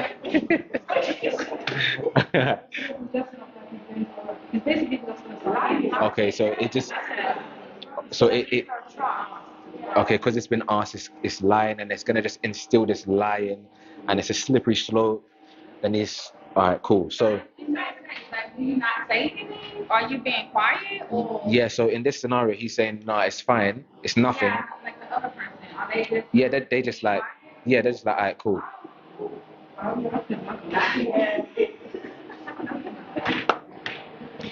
It's good that she's picked up on the fact that he's acting different, but then I guess the fact that he doesn't feel. I wonder what their communication is like in general. The fact that he doesn't feel that he can speak to her about it. Then again, I know that losing your job is it's a very, very big deal, but yeah, that's just the thing that comes to my mind. How open and how good are they at communicating if he doesn't feel like he can actually speak to her about it? I actually have a quick question for everyone. If this was vice versa, would you give the same energy to the other person? Say, for example, yes. Why? Actually, yeah. So if the woman lost her job, because the way how I see it, it's like, yeah, because like, as a man, you should take most of the load in terms of like responsibility. But if it's vice versa, you feel like you need to take more of that to help the woman, for example. That's what I want to get. Say that again, sorry. It's just so we're saying. All right. Sorry. I just think, like, you know how with your friend saying to ask first, it's the same, like she's asked and she's given him a space to like relieve it. Maybe he's not ready for it, but I think he needs to communicate it with her. I think it's maybe not her business and she maybe can't help with it, but like, go on. Do you know what I mean? Have they not got... One at a time. Wait, so what we're hearing is... Can you just clarify if it's a husband and wife? Yeah, then it's definitely her business. Okay, so all right, let's keep it down a little bit. So I think it's the same if it's a woman or a man, because I feel like communication is important in any relationship, not only like a relationship of a partner, but also a relationship of a friendship. I think effective communication with trust is important. And if you can't let your partner know that you've lost your job, then like you said, there's obviously some type of communication issue there that needs to be worked out between you and your partner. And even if that's with a friendship as well, like if my friend has done something to me and isn't able to express that to me, like I tell my husband all the time, if I've done something to you, you're upset about what I've done to you, but don't communicate what I've done to you to make you upset. How are I'm expected to do something different next time? I'm going to continue to do the same thing because I can't read your mind. I know that you're not upset because of how you've changed, but I don't actually know what I've done. So until you communicate that, so until that person communicates that, I don't see how that person didn't say anything. Like, I'm just gonna let my husband know, babe, I already know anyway. I think women have the intuition anyway. Babe, I know you don't have your job, and it's okay that you don't have your job. You know what I'm saying? And I love you still. That's not gonna change anything, but what we're gonna do moving forward, because we still need those two sources of income, because I want him to be able to communicate those things to me, but I don't want you to lie to me. I know you're not telling the truth. You know what I'm saying? Like, but communicate. What are we going to do now? What do I need to do to support you? Like, whatever. Do I need to help you with your resume? Like, what we're going to do, like, for you not to communicate that with me. Of course, like, as a woman, that will make you feel less of a person. Just like if your wife or your partner didn't communicate it to you as your husband, you would be like, hold up now. Like, this is my wife not communicating to me. It make you feel some type of way. So it's important to have that trust level there, because once mistrust is in the mix, it's a lot of other things that you're gonna be going through your mind, and you don't want that. 100%. And you use the keyword there, misplaced trust, which is exactly, like I said, what the script was. So the summary that I had of it was the outcome of option one: the lack of honesty and openness creates a growing divide between Mark and Emily. Emily continues to sense that something is off, and her trust in Mark starts to waver. The tension in their relationship increases, leading to further misunderstandings and emotional distance, which is obviously never the goal or intention. So option two, Emily persists and says, Mark, I can tell something is wrong. Please trust me enough to share what's going on. We're in this together. Mark reluctantly says, okay, you're right. I lost my job a few weeks ago, but I didn't want to burden you with it. I've been trying to find a new job, but it's been challenging. And Emily, being supportive, says, thank you for trusting me enough to share this, Mark. We are a team, and I'm here to support you through this difficult time. Let's work together to figure out our next steps. And in that outcome, by choosing open communication, Mark and Emily, they can strengthen their trust and connection. Emily's support and understanding create a safe space for Mark to share his concerns, and they can now face the challenge together, exploring options and finding solutions as a united front. Like you said, whether that's help with your CV, a job might come up, someone might recommend a job, and you can pass that on. Sorry, I wanted to add, I think that shows, especially with the resolution, how important a safe space is within your relationships. So I think it's important to be able to create that level of trust and a safe place where whoever you're communicating with feels as though they can speak openly and freely without judgment. Because I don't think a lot of that is available. I know I'm not married, so I don't know really what that looks like in a marriage. But I think, if you could work on that with your friends, so you know what you can speak about and what not. And here comes Demi, because I'm finished. Sorry, thank you. Now, those are all really, really good points. Um, yeah, they're all really, really good points. And I think that one about creating a safe space, I think that's really key. If you don't feel like you can have that safe space with your, especially in a relationship, especially a relationship, but even in friendships, even in like whatever kind of relationship it might be. Just a quick question, not one that we really necessarily have to answer, but do men and women typically approach conflict resolution? No. So I think we can see that even in this scenario, and just from my little bit of hearing stuff and whatever, is that men sometimes try to do things by themselves. It can sometimes be a bit like you don't want to be seen to not be strong, especially if you're in a relationship, alpha, all these things you want to be able to provide. So when faced with something like losing your job, it's like, right, I just want to deal with it by myself. But I think a lot of the time, it is important that you have that safe space, like we said, like Charlie said, and that you can actually have that conversation, because especially in a relationship, it's a relationship. Two become one. You guys are now united, and there's a shared interest in things like that. Sorry, to add to the safe space things, I think a lot of people's personalities, because of their personalities, it's like people feel as though they have created a safe space. So that's why some people may get burdened with everyone else's problems because not sure what word I'm looking for, but because they're open and they've created a space where you feel as though you can speak. And I think that links right back to the beginning with boundaries, knowing what you can take on or what you should take on, and finding ways to kind of let go of things, so that even though you have created a safe space, it's not for everyone to come to you, especially if it's not your job or you're not getting paid. But yeah. 100%. Some of the other things that when I was just quickly, when I was like reading into all of this, was that there was a study done, right? And female participants indicated that kissing, hugging, and cooking dinner would be their chosen making up method with their partner, as well as calling. Oh, sorry, let me say that again. So there was a study that was done, right? And they were asked a bunch of questions about which kind of method of conflict resolution they preferred. Female participants indicated that kissing, hugging, and cooking dinner would be not you, but yeah. If you're the one trying to make up, whichever, like, or if someone else, if your husband is making up, then they would be the one cooking. That would be their chosen makeup method with their partner, as was calling upon a friend to help mediate. Women would often call their friends to help mediate the situation.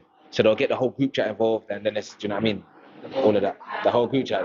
Because How many responsible adults actually do that? Because you'd be surprised. So the question was how many responsible adults would do that, but it's a real thing. It's a real thing. But just moving on, male participants tended to think that investing money into the apology was better than affection. So giving gifts, particularly flowers, was seen as a particularly effective strategy, as was flattery and pitching in on the housework. Yeah. So now when you're trying to apologize or come to a resolution, a lot of men preferred to put money into the apology as well. So they might say sorry, they might say things, but they prefer to also spend money to make things a bit better. I think that can sometimes be dangerous in terms of, like, if a guy is only getting you flowers because he's saying, no, because he's saying, I'm sorry, babe. You will associate flowers with an apology. So I think personally that's dangerous. For me personally, I think just saying the apology and allowing that to have weight, I think that's more effective, and that should be enough when it comes to a relationship. That's very true. I think we're going to say the same thing. Is that because it didn't specify that would be adding a bit of context, adding a bit of, do you know what I mean, stuff around it. I agree. I think your word should hold weight. If you say sorry, you should mean it. And I think we mentioned it before. Your actions and your words should always match up. Don't say sorry, and then tomorrow it's the same thing. The day after that, it's the same thing. Not respecting my boundaries, speaking to me anyhow, or whatever the case might be, right? So yeah, definitely, I agree. But yeah, given this specific context, it didn't say anything about if that's the only time they buy flowers. Maybe they buy flowers all the time. I don't know. Maybe this is the only time. I agree. Because for me, it's like he's been thinking about this and processing it throughout the day, and he just wanted to add an extra little. Yeah. Because maybe it's not every time he apologizes he's gonna buy you flowers. And I think, yeah, I'll buy. If I'm trying to pull it, if it's something serious enough, I'm gonna buy flowers. I'm gonna buy this. I'm gonna buy that. Because you wanna cook your dinner, exactly. All of that. So right now we have to be. I'm gonna play a video, right? And the audio is a bit low, so we have to just really listen out for it. So this video, just to give a little bit of context, is there's a podcast that I listened to called 3 Shots of Tequila, and they had Byron and Bianca Cole, who are, look them up in it, it's really good.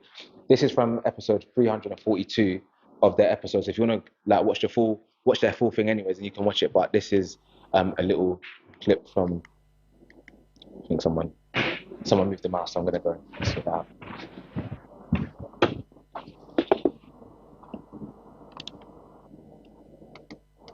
More than anything else. Exactly, but you know, how do I manage B when I'm stressed? How do you manage? As in, are you good at communicating? Yeah. Sometimes you are, sometimes you're not. Typically, my experience of you is, if you're stressed, I'll ask you the first time, "Are you okay? Everything all right?" And you'll be like, "Cool." If it's affecting me and him for another week, ask again. You see the structure behind this, yeah?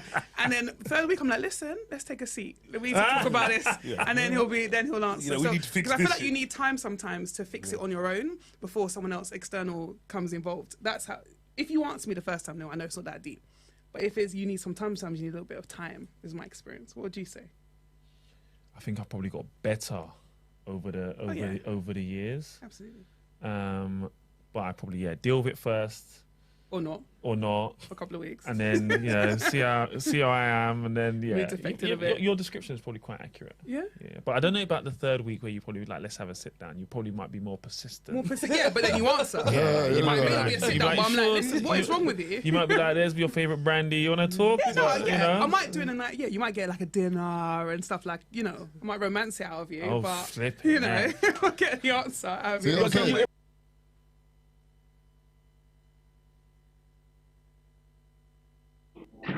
So yeah, that's the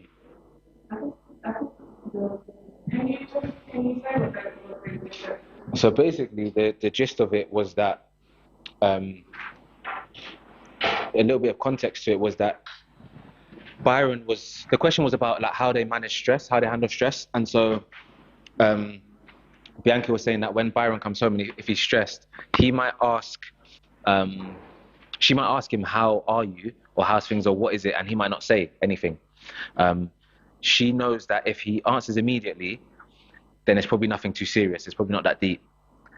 But then she also gives him the space that if he doesn't answer immediately, she might ask him still ask. Do you know what I mean? Not there and then, like tell me. But she will be a bit persistent with her questioning, and then eventually, when he's ready to, he will tell her.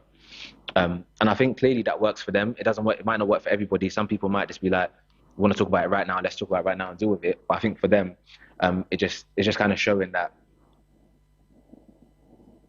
it can take a bit of time. And I think it links back to what we were saying before about he, as a man, might want to deal with his issue, what he's got going on, before he comes to his wife, and try to deal with it before stressing his wife.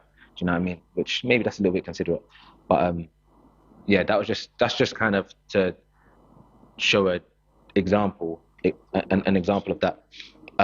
And so this was kind of answered already before, but the outcome,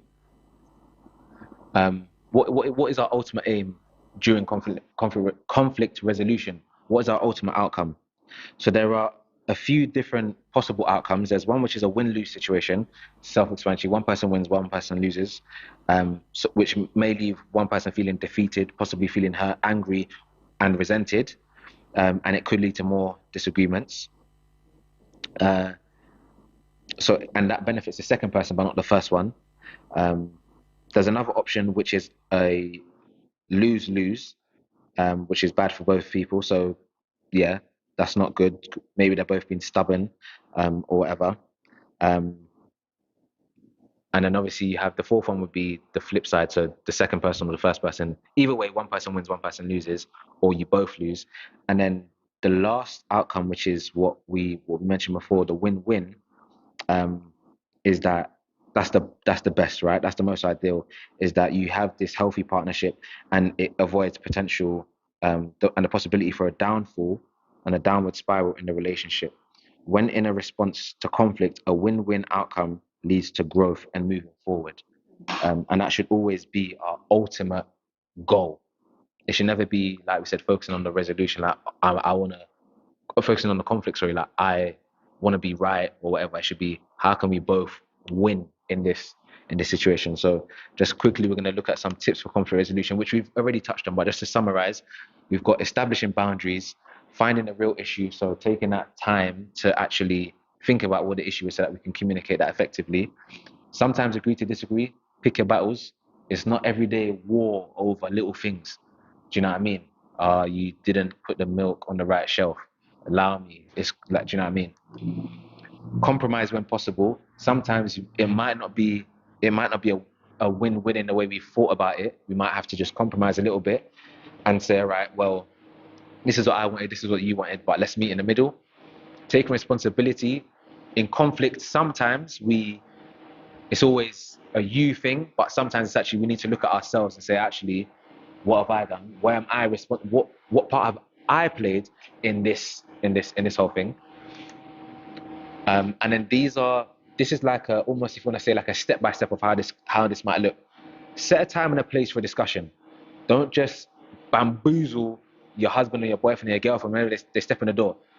Yeah, so today, blah, blah, allow it. Let's agree on a time where we can come with a clear head. We're not emotional. We're not, do you know what I mean? And if you just pounce on someone, you just attack someone, they get defensive, and then that's not obviously, it's not helpful. Focus on the important issue, which again we see there, find the real issue. Analyze the situation, look at what it is, and without blaming each other, try to list the things that hasn't helped the situation. Number 4, think of some possible solutions. What solutions are there? Whether good or bad, whether you think it's good or bad, list all the ideas, even the bad ones, and let all your ideas come back. And this is a brainstorming session. This is a time for you to brainstorm.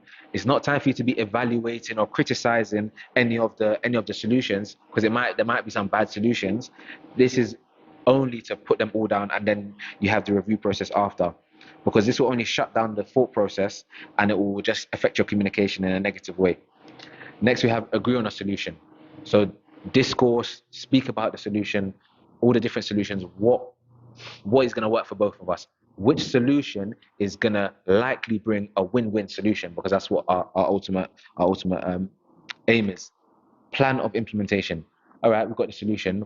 How are we going to implement it? And this is what I'm going to do. This is what you're going to do. But how are we going to get there? How can we help each other get there? Agree on a date to check in. Don't just have an argument, come up with a solution, say, yeah, we're going to do it, and then never check in on it again. Check back in on it. Or, well, agree on a date to check in, and once you've agreed, then check in. Yes, yeah, that's it. Yeah, once you've agreed on a date to check in. See how things have been going. Was the solution a viable solution? Did it help? Was it effective? What could be done? You know, what did they say? EBI, even better if. What went well? Do you guys remember that from school? Yeah, or whatever they called it in different places. Make conflict resolution the priority rather than winning or being right. It's not always about being right. That's not what it's about. And then lastly, the PC, Dante, is the PC still on? Is the PC still on? We're gonna listen to one more video, and then we'll come. And subtitles. There's no subtitles on this video, unfortunately. Do you know what? That's a really good point, because I did actually. Sorry, that one did escape me. Sorry, because I did write it down. In this is to pray as well. So we were looking at more. We were looking at this. When I was going through this, writing it down. I wrote in my notes. But the main person who we should really go to when we have conflict is God. Yeah. And there is, as I realize, and I think as we realize, there's a lot of, like I said before, there's a lot of gems in Proverbs, for example. There's a lot in the Bible that can be applied to our lives, and that if we take time to read it and apply it to our lives, we will actually benefit from it. So I think definitely praying, taking time to come together, setting a time to pray. I think another thing that I saw, an idea, and it might not work for everybody. Their one was if you're husband and wife and you sleep in the same bed, right? Something that this couple did, even if they had an argument, they would still have an element of physical touch. So they would even in the bed, they wouldn't just go separate sides. Whether it's a little foot, whether it's a little arm or something, there's still no. But it's just to show we are in conflict at the moment. We're in conflict at the moment, but I still love you. There's still love there, because at the end of the day, underneath the conflict, there's still love. Do you know what I mean? And so you can kind of flip that and use it and adapt it. When there is conflict, take time to pray every day. You know, they say a couple that prays together stays together. Exactly. So constantly taking time in prayers.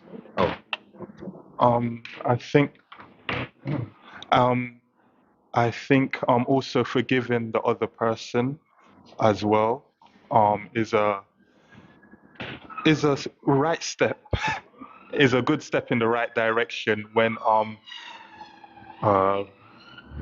dealing with conflict resolution, because I think a lot of the times the reason we can't compromise or agree or kind of move on is because we haven't forgiven this person for whatever they have done, or whatever opinions or whatever they may have. So yeah, I think forgiveness is a big one as well.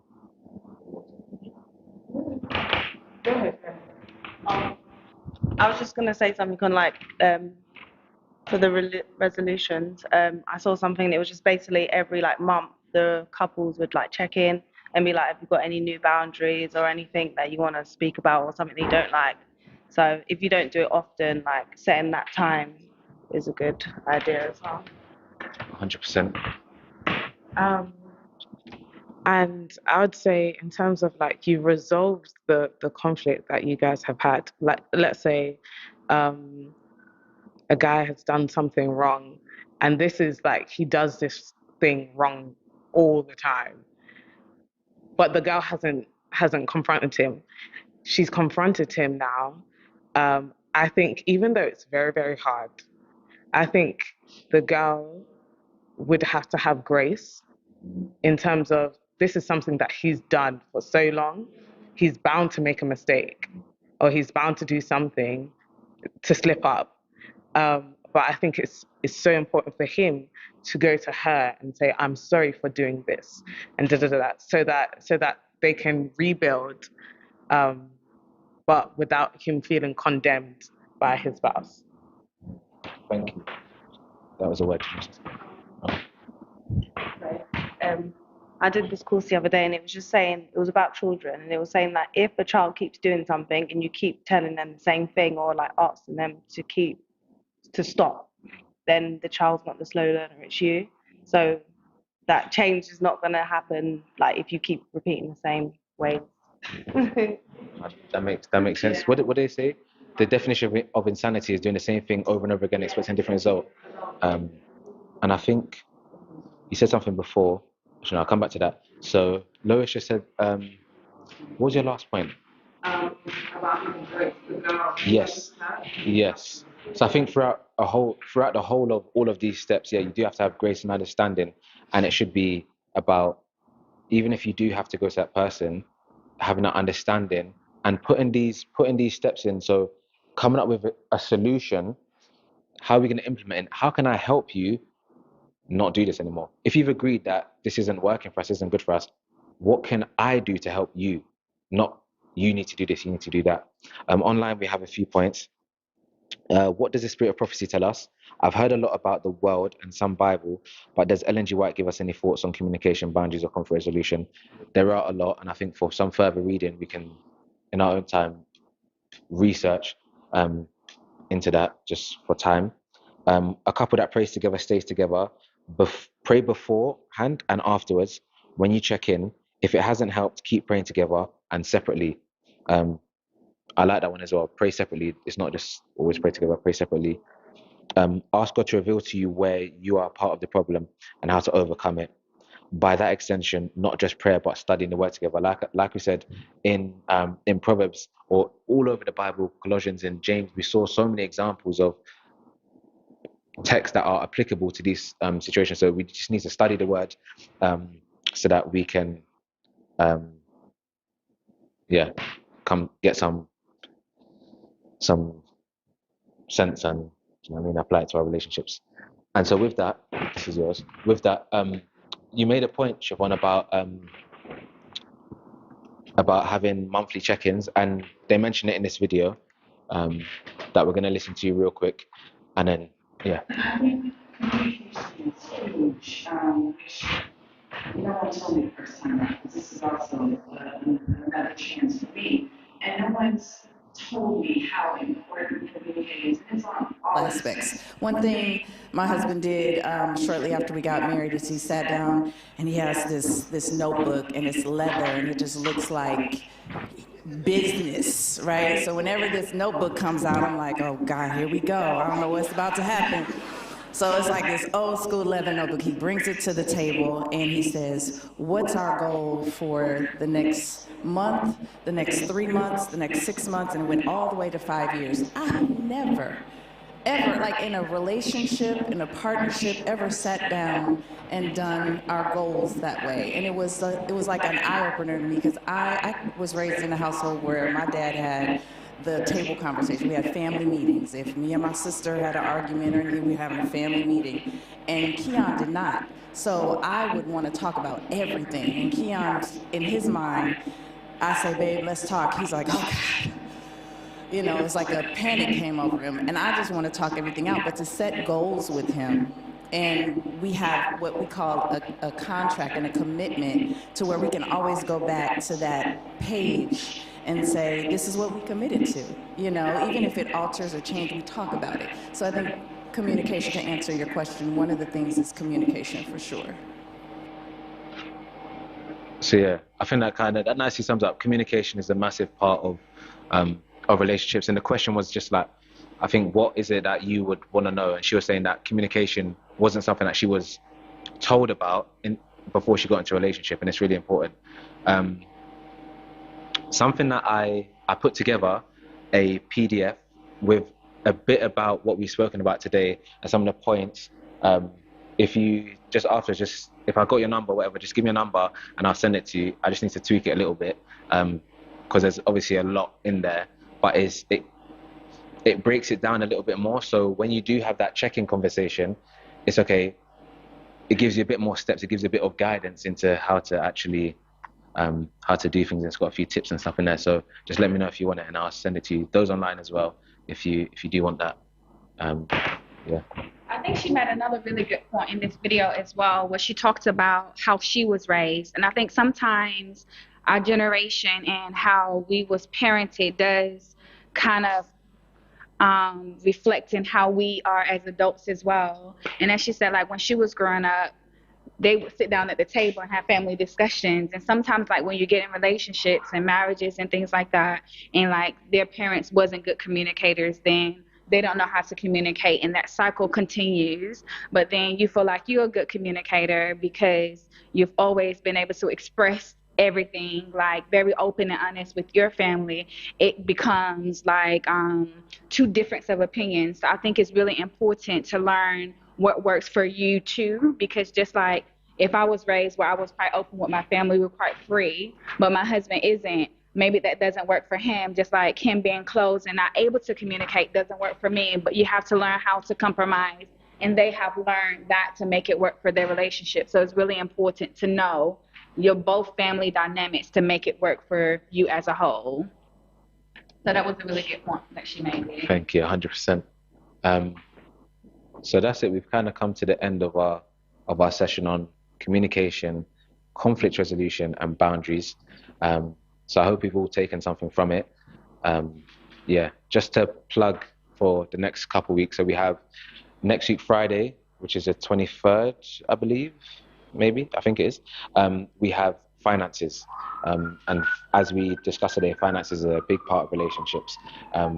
So yeah, that one's going to be really good. And then the week after, then the day after that, so we have a back-to-back one next week. So we have a Friday, finances, and then Sabbath the 24th will be on intimacy. So looking at different levels of intimacy. A lot of the time it is just sex that we focus on when we talk about intimacy, but there are layers to intimacy, and they will be explored and more. So yeah, just look out for that. If you don't follow us on Instagram already, for those online as well, follow us on Lewisham_NXTGen, Lewisham_NXTGen, and then you'll get all of our updates about everything that we're doing when we put out the link on YouTube if you can't make it and stuff like that. Yeah, so we're not going to have a Q&A session, but if there is anything that you have learned today, share it with someone and help someone else in their relationships. Until next time, it's been good. But before we go, we're just going to pray. Does anybody want to pray? Or should I pray? Okay, I'll pray. All right, let's pray. Dear kind and most gracious Father, we just want to give you thanks, dear Lord, for seeing it fit that we were able to come here as a group of young people and to explore and discuss about on the topic of communication, of conflict resolution and boundaries, dear Lord. I pray that somebody here, even if just one person, may take away at least one thing from this discussion that we've had, and that they can apply it to their life or share that knowledge with someone else, so that through that someone's relationship may be restored. Someone may have healthy boundaries, dear Lord, and someone may be able to communicate more effectively. So I just want to thank you also for this beautiful weather, and I pray that as we leave here, that you'll grant us traveling mercies, that we may get to our humble abode safely, and that, you know, tomorrow we'll be able to get a good rest, so that we can come out tomorrow and fellowship together on Sabbath. We ask these things in the free of Son, Jesus' name with thanksgiving. Amen.